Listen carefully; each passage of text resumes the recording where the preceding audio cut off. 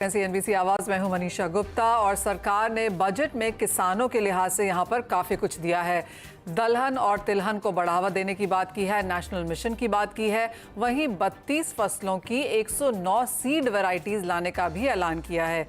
वहीं कृषि सेक्टर के लिए 1.52 लाख करोड़ का आवंटन करने की घोषणा की। इस इंडस्ट्री को कैसे देखती है इन सब चीजों को, और क्या सरकार की कोशिशों से देश में तिलहन दलहन का उत्पादन बढ़ेगा और क्या देश इन दोनों में ही आत्मनिर्भर बनेगा, किसानों की आय कितनी बढ़ती हुई नजर आ रही है, इन सब पर बात करने के लिए हमारे साथ हैं solvent extractor association of India के ED doctor BV Mehta, independent agri policy analyst Indrashekhar Singh और केडिया कमोडिटीज के अजय केडिया। लेकिन सबसे पहले सीधे चलते हैं मेरे सहयोगी असीम मनचंदा के पास, जो बता रहे हैं कि कैसे आपके चैनल CNBC आवाज की आवाज सरकार भी सुनती है और कैसे हमारी बताई हुई खबरों और इंडस्ट्री रिप्रेजेंटेशंस पर सरकार की मुहर भी लगती है। असीम नमस्कार और कंग्रेचुलेशंस, क्योंकि एक के बाद एक काफी सारी खबरें यहाँ पर हमने रिकन्फर्म होते हुए देखी हैं। लेकिन जहां तक बजट की बातें हैं, जो कुछ हमने बताया था और जो कुछ आया है, आपसे उसका डिटेल विश्लेषण चाहेंगे। देखिए 16 जुलाई को हमने बजट से जुड़ी हुई खबर दिखाई थी और बताया था कि कृषि बजट के अंदर क्या होगा। खासतौर पे हमने ये भी कह दिया था कि इस बार कृषि सम्मान निधि नहीं बढ़ेगी, बल्कि इस बार सरकार का फोकस दूसरा रहेगा। सरकार रिसाइलेंट फसलों के ऊपर फोकस करेगी। वो भी वही बजट में वित्त मंत्री ने रिसाइलेंट फसलों की घोषणा ऑलरेडी कर दी। दूसरा हमने कहा था कि सरकार का इस बार बड़ा फोकस डिजिटल एग्रीकल्चर करने के ऊपर रहेगा। वित्त मंत्री ने बजट में घोषणा की कि जो डिजिटल पब्लिक इंफ्रास्ट्रक्चर की घोषणा कर दी एग्रीकल्चर के अंदर, और ये भी कहा कि 400 जिलों का क्रॉप सर्वे अब पूरी तरह से डिजिटल होगा। तीसरा हमने ये भी दिखा था कि सरकार का फोकस इस बार ऑयल सीड्स के ऊपर ज्यादा रहेगा। सरकार जो नेशनल मिशन चला रही है उसके ऊपर ज्यादा फोकस करेगी। वहां पर एक बजट बड़ा आपको आते हुए देख सकते हो। दूसरा फोकस सरकार का दालों को बढ़ाने के ऊपर रहेगा। सरकार दालों के ऊपर ज्यादा MSP देने के लिए भी कदम उठाएगी। तो वित्त मंत्री ने भी वही कहा कि हम दालों और तिलहन के ऊपर ज्यादा जोर देंगे, और उसी तरह से एलोकेशन इस बजट में हमें देखने को मिला। तो हमने जो भी अपने दर्शकों को बताया था कि ये वित्त मंत्री करने जा रही है, वही सारा हुआ और वही वित्त मंत्री ने उसी से जुड़ी हुई घोषणाएं अब इस बजट के अंदर की है। एब्सोल्युटली असीम, और ऑफ कोर्स आने वाले कई दिनों में और कई महीनों में यहाँ पर एग्रीकल्चर बहुत इंपॉर्टेंट रहेगा। तो आप जो जगह बना के रखे हैं वहाँ पर कृषि मंत्रालय के आसपास वहीं रहिए, क्योंकि काफ़ी सारी खबरें वहीं से निकल के आने वाली हैं। बहुत शुक्रिया as of now of course. और जैसे हमने आपको बताया कि CNBC आवाज़ पे बहुत सारी चीज़ें हमने पिछले एक महीने में आपको दिखाई थी, जो काफ़ी हद तक हमने बजट में आते हुए देखी भी हैं। बात अब यहाँ पर खाने के तेलों की कर लेते हैं। डॉक्टर मेहता, आपके पास पहले आना चाहेंगे। और नेशनल मिशन की बात यहाँ पर फिर से की गई है, लेकिन एक जो शॉर्टकमिंग यहां पर रह गई है वो ये कि हमने अभी भी एक बहुत बेहतरीन रोड मैप या फंड एलोकेशंस के तौर पर वहां पर नंबर्स आते हुए नहीं देखे। तो जो अगले 5 साल का विजन हम यहां पर नेशनल मिशन के लिहाज से लेकर चल रहे हैं, आप उसे एज ऑफ नाउ किस तरह से, किस शेप और फॉर्म में देखते हैं? सर जी, लास्ट 3 साल से गवर्नमेंट की जब भी बजट आता है तभी फोकस तो ऑयल सीड पे है, पर रियलिटी में नीचे कुछ नहीं हो रहा था। इस दफा naturally national mission oil seed declare तो किया है, पर हम चाहते हैं कि उसमें इनफ फंड दिया जाए। हर साल 5,000 करोड़ अगले 5 साल तक है। आज आपकी डिपेंडेंस 60% है, वो कम करके 30% लाना है। तो पूरा नेशनल मिशन को पूरा एक्टिव करना पड़ेगा और सारी फैसिलिटी देनी पड़ेगी तभी। जैसे 1987 टू 1992 में 12 मिलियन से 22 मिलियन हो गए थे 5 साल में, और अपनी डिपेंडेंस खाली 3% ही थी। वो अगर वो रिपीट करना है तो आपको पूरा फोकस देना पड़ेगा पॉलिसी मेजर में, नॉट ओनली फंडिंग। आज जो पॉलिसी है वो फेवरेबल नहीं है। आज अपनी ड्यूटी 5-5.5% क्रूड पे हो, तो 12.5% एडिबल ऑयल पे, रिफाइन पे है। वो काफी तकलीफदायक है। आज भी सोयाबीन 4,600 में बेच रहा है जो MSP पे ही है। मस्टर्ड पूरे साल MSP बीचे गया। तो आप सपोर्ट कैसे कर रहे हैं? किसान क्यों करेंगे आपके मस्टर्ड का है, या तो सोयाबीन की खेती क्यों करेंगे? उसकी मजबूरी है, इसके लिए कर रहा है, और उसके पास चॉइस है तो दूसरे निकल जाएगा। इसके लिए जो नेशनल मिशन एडिबल ऑयल जो आज बना है, पूरा फंड की प्रावधान करनी पड़ेगी। हम चाहते कि 5,000 करोड़ 5 साल के लिए, हर साल 5-5 हजार करोड़ डाले, तभी उसका कोई बेनिफिट मिलेगा। अगर आप 1,000 या 500 करोड़ देंगे तो कोई बेनिफिट नहीं मिलेगा। नहीं। हाँ जी। साथ ही साथ doctor Mehta, of course duty differential में हमने कोई फेरबदल यहाँ पर आता हुआ नहीं देखा, लेकिन आपको लगता है कि बाय द टाइम हम हार्वेस्ट आता हुआ देखेंगे, विच विल बी सितंबर अक्टूबर, तब शायद ये देखते हुए मिले? और दूसरा, जैसे आपने कहा जो नेशनल मिशन है वहाँ पर भी किस तरह की रिप्रेजेंटेशन अब आप सरकार के पास लेकर जाएंगे? क्योंकि बजट में आना एक चीज़ होती है और उसके बाद ऑफकोर्स सरकार यहाँ पर स्टेक होल्डर्स के साथ बैठती है, पॉलिसी मेकर्स के साथ बैठती है और फिर हम उस चीज़ को आगे मूव करता हुआ देखते हैं। तो अब आपकी तरफ से क्या प्लान्स हैं? नहीं, पहले तो duty difference, definitely duty difference is major issue for the refining sector. आज जो आरबीडी ओलिन आ रहा है, जो फिनिश प्रोडक्ट है वो सस्ते है, लैंडेड कॉस्ट सस्ती है जाके सीपीओ से, उसके वजह से रिफाइंड ऑयल ज्यादा आ रहा है। जो 5 साल पहले खाली 2 या 3 लाख आ रहा था, अभी 20 से 25 लाख, और ये साल में मेरे लगता है 30 lakh ton refined palm oil आएगा इंडिया में। मतलब 1/3 of the palm oil will be received in a refined form, तो इज हीटिंग दी रिफाइनर। तो हम चाहते हैं कि भाई जो वहां इंडोनेशिया में ड्यूटी है आज सीपीओ में ज्यादा और आरबीडी ओलिन में कम है, वो इन्वर्टेड ड्यूटी स्ट्रक्चर को काउंटर करने के लिए 15% की ड्यूटी डिफरेंस रखना जरूरी है।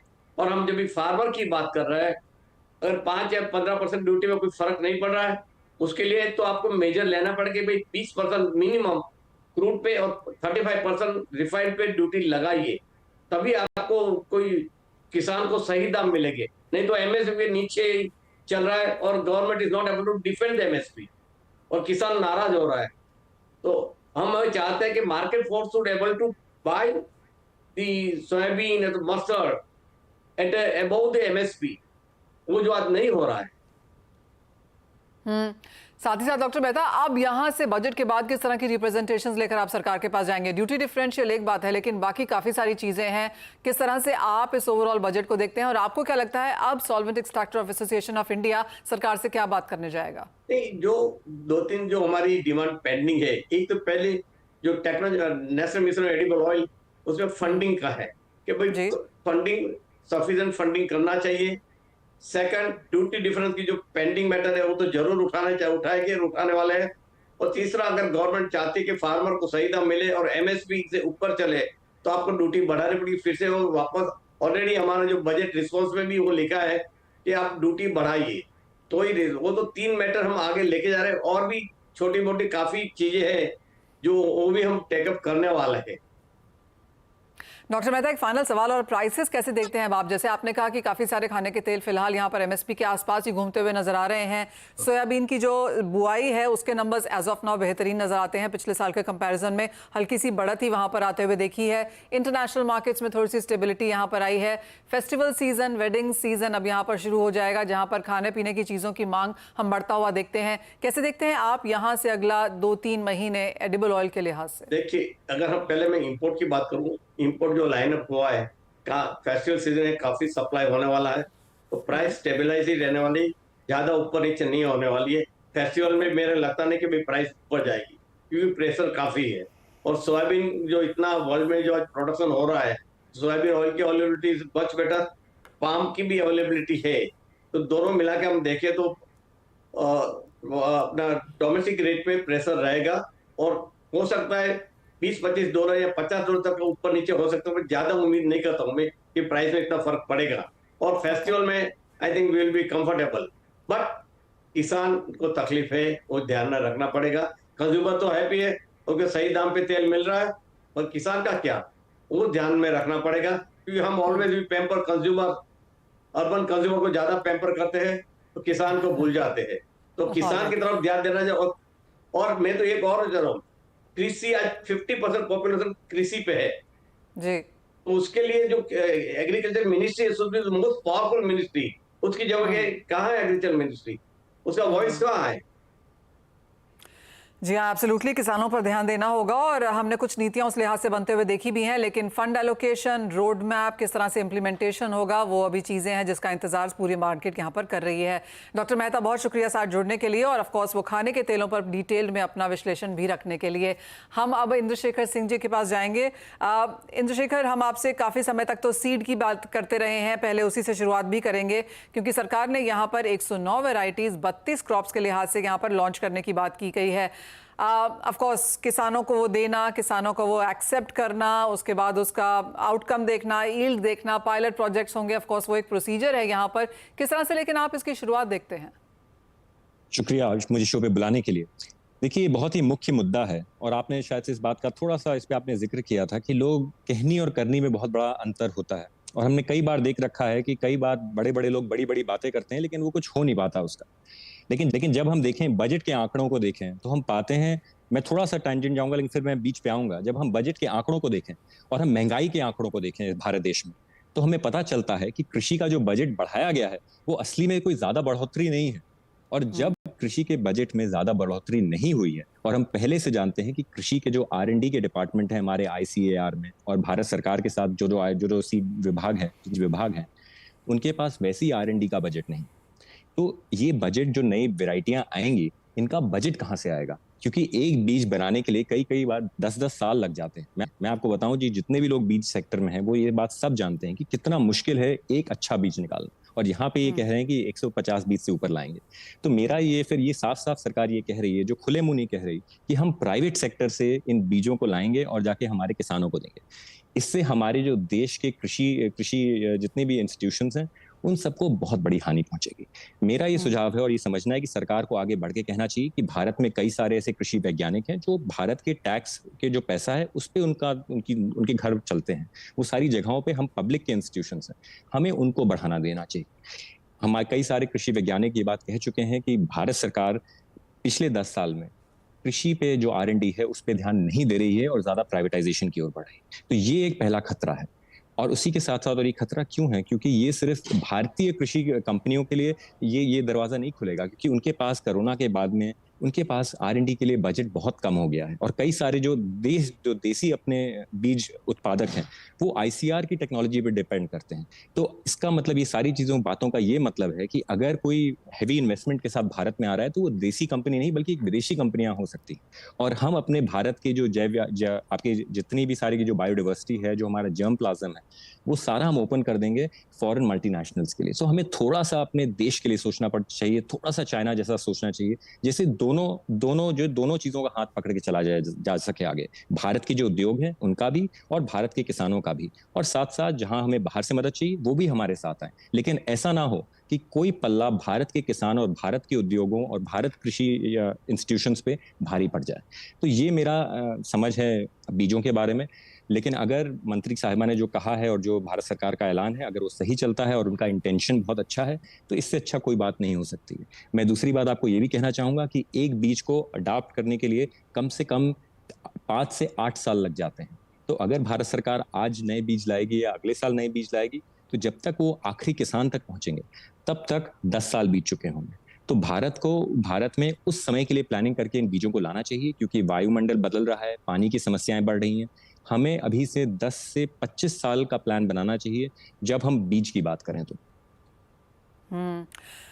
तो आप ये कह रहे हैं कि जो ये 109 वैरायटीज 32 क्रॉप्स की आ रही हैं वो शायद सरकार के इंस्टीट्यूशंस की तरफ से नहीं है, प्राइवेट सेक्टर की तरफ से हैं। और जैसे आपने कहा, एक सीड को डेवलप करने में 7-8 साल लग जाते हैं और फार्मर को अडॉप्ट करने में भी उतना ही समय लग जाता है। तो क्लियरली ये लॉन्ग टर्म स्ट्रक्चरल चेंजेस की एक्सपेक्टेशंस यहाँ पर है। ये तो बात हुई बीजों की, लेकिन साथ ही साथ शेखर, जिस तरह का पुश हमने यहाँ पर टेक्नोलॉजी के हिसाब से आता हुआ देखा, नेचुरल फार्मिंग के लिहाज से आता हुआ देखा, लैंड रजिस्ट्री रिफॉर्म्स की यहाँ पर बात की गई, इन सभी को अगर उठा के देखा जाए तो आपको क्या लगता है, क्या 2-3 बड़े मुद्दे हैं जिन पे बहुत जोर से काम करना होगा?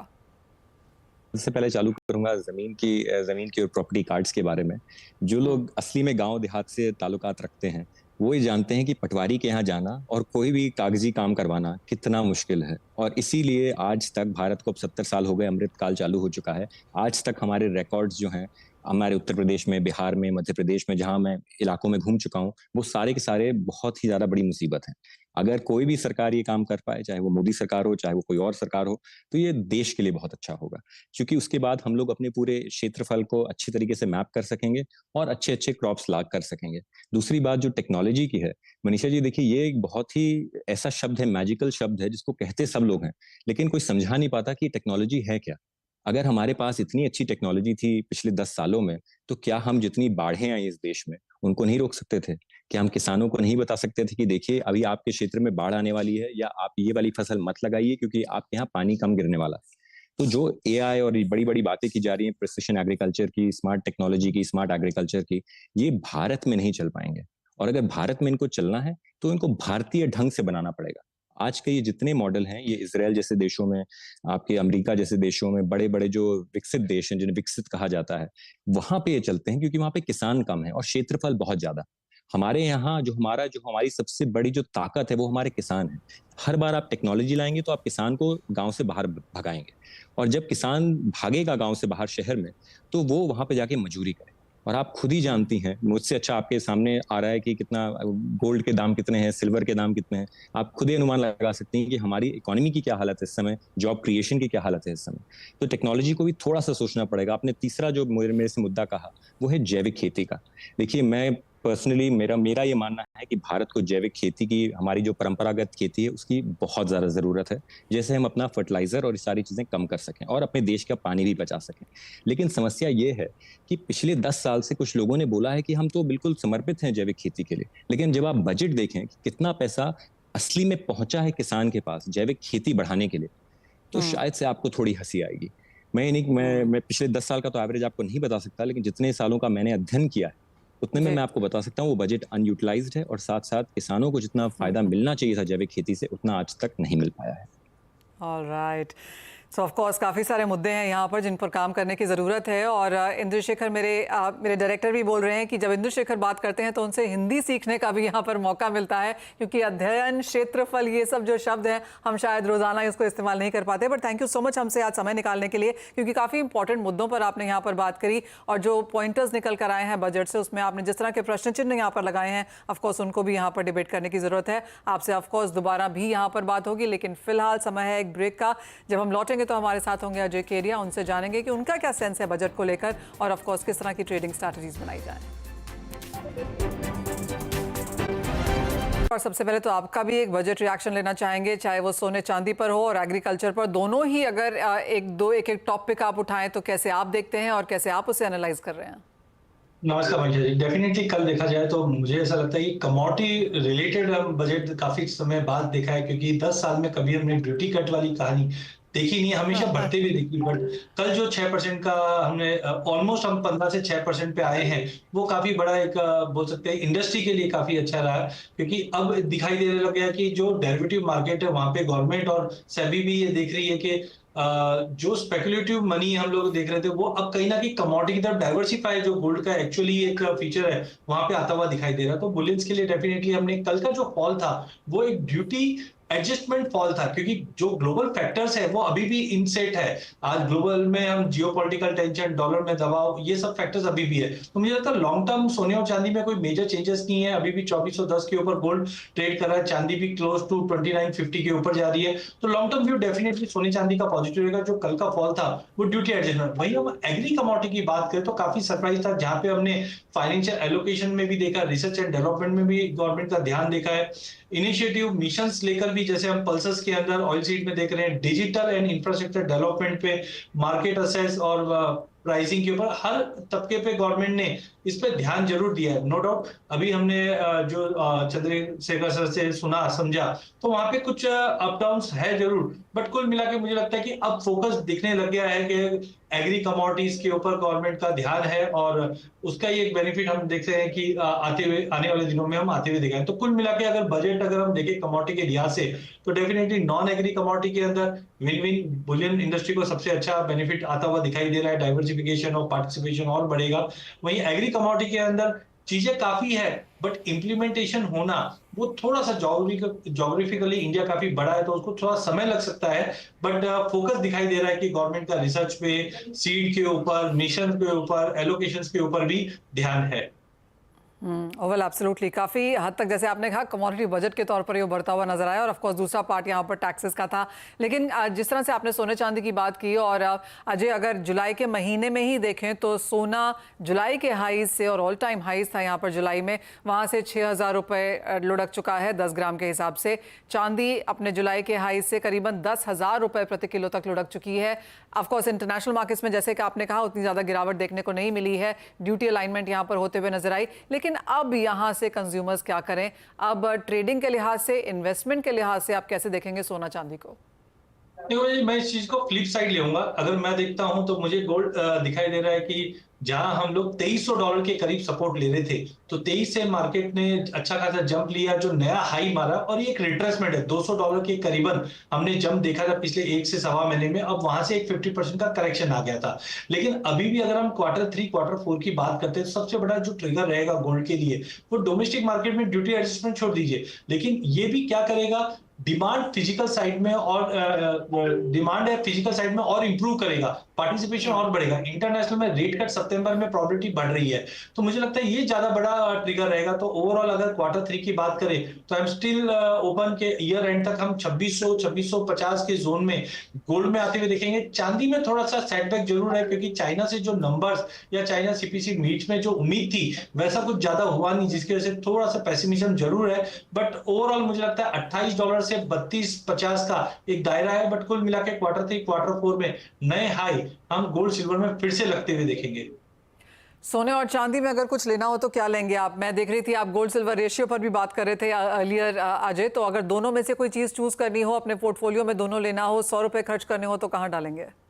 देखिए, ओवरऑल कल के इवेंट के बाद मेरा जो ध्यान रहेगा वो अदर एसेट क्लास के मुकाबले बुलियन पे जरूर रहेगा। बट अगेन मैं बोलता हूं कि अगर हम मार्च में देखें, ये रेशियो करीबन 90 के करीब से ड्रॉप हुआ था, जो हमने 72 तक का फॉल देखा, आज 82-83 के करीब है।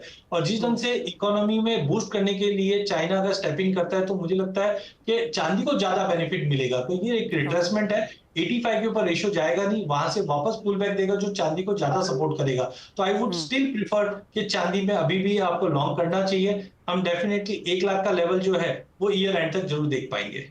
चलिए, चांदी का ऑल टाइम हाई 95,000 का था, और अगर आप उस समय चांदी नहीं लेके आए तो आपको 85,000 में मिल रही है, यानी कि 10,000 सस्ती चांदी जुलाई के हाई से आपको मिल रही है। तो और जैसे अजय कह रहे हैं कि यहाँ से भी ऑल टाइम हाईज और लाख रुपए तक के लक्ष्य अभी भी जाहिर हैं। अजय, साथ ही साथ यहाँ पर अगर मेटल्स की बात की जाए तो यहाँ पर अच्छी खासी मुनाफा वसूली पिछले हफ्ते, पिछले महीने में देखने को मिली है। आज ऑफकोर्स खरीदारी अक्रॉस है और बाजार काफी सारे डेटा का इंतजार भी कर रहा है। मेटल्स में अब क्या करने की राय है? बिल्कुल, ये हफ्ते में डेटा पॉइंट काफी इंपॉर्टेंट रहेंगे, और साथ में चाइना से जो हमने पेसिमिज्म डेटा देखा है उसकी वजह से बेस मेटल में काफी इरोशन हो चुका है। तो टेक्निकली और डेटा पॉइंट ऑलरेडी सब चीज डिस्काउंट हो चुके हैं, तो करंट लेवल से शॉर्ट की सलाह नहीं रहेगी। 1 बाय 1 एक एक मेटल रिकवर करते हुए दिखाई देंगे। सबसे पहले मुझे लगता है जिंक, जहां पे प्राइसेस अपने आप को संभालने की कोशिश कर रहा है, तो 260 इज गुड टू बाय। ऊपर में लिमिटेड अपसाइड है 265-66। एल्यूमिनियम में जैसे हमने उम्मीद की थी कि स्ट्रॉन्ग रिजेक्शन है, जिसकी वजह से फॉल बैक आया था, बट 212-213 काफी अच्छा है। कॉपर में मैं थोड़ा वेट कर रहा हूं, बिकॉज एक बार 9350 के ऊपर एलएमपी पे स्टोर हो जाता है या एमसीएक्स पे 812 के ऊपर, तो स्ट्रॉन्ग रिवर्सल दिखाई देगा। बट इन सब के पीछे चाइना से जो पॉलिसी एडॉप्शन रहेगा वो काफी इंपॉर्टेंट है। बट कुल मिला के करंट लेवल से शॉर्ट की सलाह नहीं है। जिस ढंग से डॉलर में दबाव रहेगा, ये मेटल को सपोर्ट करता हुआ दिखाई देगा। एक फाइनल सवाल यहाँ पर एग्रीकल्चर कमोडिटीज पे, और यहाँ पर ऑफकोर्स मसालों में हल्की सी हमने एक प्रेशर बरकरार देखा है। आज हल्की सी खरीदारी यहाँ पर जरूर है, लेकिन यहाँ पर क्या करने की राय है? पूरे मसाले में सबसे पहले हल्दी है, जहां पे हमने देखा मुंबई में बारिश खूब ज्यादा है, बट मराठवाड़ा में अभी भी बरसातें काफी कम है। एरिया बड़ा है, लेकिन अभी भी स्टॉक को लेकर कुछ चिंता रहेगी, जिसके चलते प्राइस में बड़ा फॉल नहीं रहेगा। हल्दी मुझे लगता है 15,500 से 16,800 का एक ब्रॉडर रेंज रहेगा। जैसे अगस्त में डिमांड फेस्टिव की आएगी तो हल्दी को बेनिफिट मिलेगा। धनिया में भी हम देख रहे हैं 7200 का एक बेस रेट होता हुआ दिखाई दे रहा है, जो 71 से 7450 के रेंज में रहेगा, बट स्लो एंड स्टडी चलेगा क्योंकि सप्लाई बहुत अच्छी है हमारे पास। जीरे में मुझे अभी भी लगता है कि कंसिस्टेंटली जो फॉल देखा है, क्योंकि सप्लाई अच्छी होने की वजह से प्राइसेस में एक रेंज बाउंड टू वीकनेस रहेगा, जो 25,500 से लेकर 26,800 के दायरे में रहेगा। तो कुल मिला के जीरा थोड़ा सा मुझे पेसिमिज्म लग रहा है, जीरे में रहेगा कंटिन्यू, लेकिन हल्दी और धनिया ये दोनों में एक सपोर्ट आता हुआ दिखाई देगा। चलिए, हल्दी और धनिया पर आपकी नजर रहनी चाहिए, क्योंकि यहाँ पर कुछ सपोर्ट्स और बाइंग रिकमेंडेशंस आ सकती हैं। अजय, बहुत शुक्रिया साथ में जुड़ने के लिए और तमाम स्ट्रैटेजीज भी शेयर करने के लिए। एक ब्रेक का समय है, हम जो लौटेंगे तो लेकर आएंगे आवाज समाचार।